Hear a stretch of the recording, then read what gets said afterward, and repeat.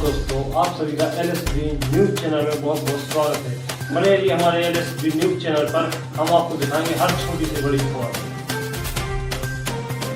ललितपुर श्री लक्ष्मी नरसिंह मंदिर तालाबपुरा के तत्वावधान में आयोजित रामलीला के 7वें दिवस में राम वनवास केवट संवाद दशरथ मरण की लीला का आयोजन किया गया। सर्वप्रथम कोरस गीतों के उपरांत वृंदावन के श्री निकुंज बिहारी रासलीला मंडल द्वारा लीला का मंचन किया गया। लीला मंचन के प्रथम दृश्य में राजा दशरथ अपने दरबार में उपस्थित सभी सभासदों के समक्ष अपने बड़े पुत्र श्री राम को युवराज पद देने का प्रस्ताव रखते हैं, जिस पर गुरु वशिष्ठ सहित सभी सभासद सहर्ष अपनी सहमति प्रदान करते हैं। अवध में राम राज्याभिषेक की तैयारियों के बीच अचानक दासी मंथरा ने तरह तरह से रानी कैकेयी के कान भरे और रानी उसकी बातों में आ जाती है।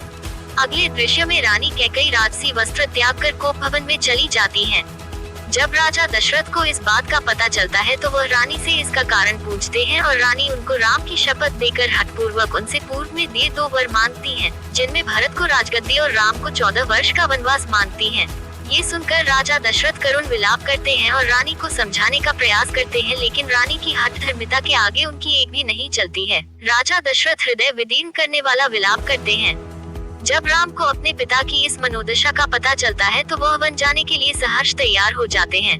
ये सुनकर पतिधर्म निभाने के लिए सीताजी और भ्रातृ प्रेम के वशीभूत होकर लक्ष्मण भी राम के साथ वल्कल वस्त्र धारण कर वनगमन के लिए अपनी माताओं और पिता की आज्ञा लेते हैं। राम राम कहकर विलाप करते दशरथ को मूर्छित अवस्था में छोड़कर राम लक्ष्मण और सीता वन जाने के लिए सुमंत के साथ रथ पर सवार होकर निकलते हैं। वन के रास्ते में पुरवासी उनका रास्ता रोक लेते हैं, लेकिन राम जी उनको सोता हुआ छोड़कर चुपचाप निकल जाते हैं।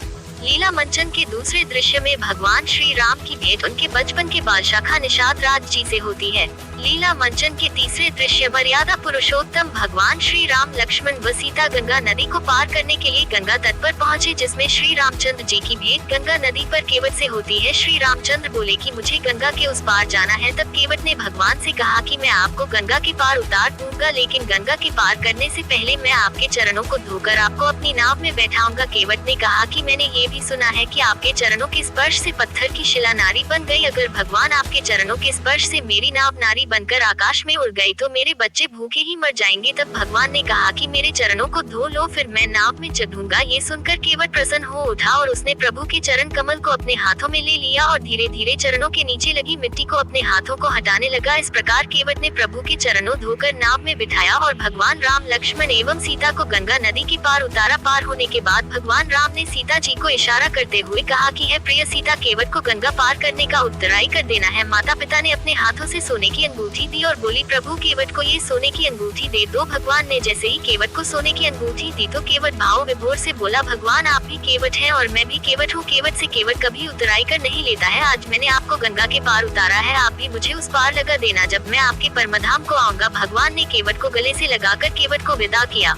पंचवटी में कुटी बनाकर रहने लगे। लीला के चौथे दृश्य में दशरथ जी पुत्र के वियोग में अपने प्राण त्याग देते हैं। सन देखकर दर्शक आत्म विभोर हो गए और उनकी आंखों से आंसू निकल आए।